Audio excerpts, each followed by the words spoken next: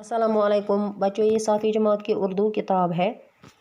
हम श्री रामचंद्र जी पढ़ रहे हैं। तो इससे पहले हमने ये पढ़ा कि रामचंद्र जी के भाई भरत जो थे वो रामचंद्र जी को ढूंढने निकले, क्योंकि रामचंद्र जी थे वनवास, उसको वनवास का हुक्म दिया गया था, वो वनवास चले गए थे। तो वहाँ भरत ने उसको कहा कि आप अयोध्या वापस आ जाओ और राजगद्दी पर बैठो, लेकिन रामचंद्र जी ने अयोध्या वापस आने से इनकार कर दिया।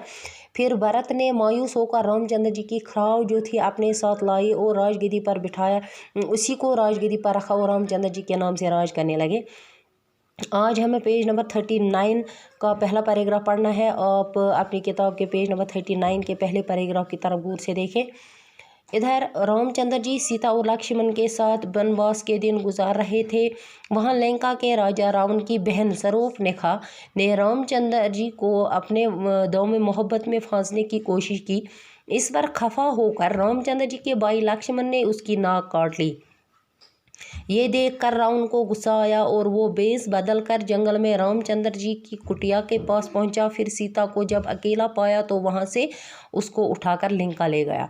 इस पैराग्राफ में हम ये समझते हैं कि रामचंद्र जी जो थे उसके साथ उसकी बीवी सीता भी थी और उसका भाई लक्ष्मण भी थे। वो वनवास के दिन गुजार रहे थे, लेकिन वहाँ लंका के राजा रावण, लंका के एक शख्स राजा रावण जो थे उसकी बहन शूर्पणखा थी। तो उसने रामचंद्र जी को अपने मोहब्बत में फंसाने की कोशिश की, लेकिन इस पर जो रामचंद्र जी का भाई लक्ष्मण है वो नाराज़ होकर इस शूर्पणखा को नाक काटता है।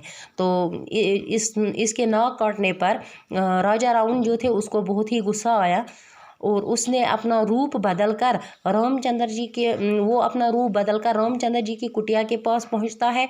वहां रामचंद्र जी की बीवी सीता को अकेला पाकर उसको वहां से उठाकर लंका ले जाता है।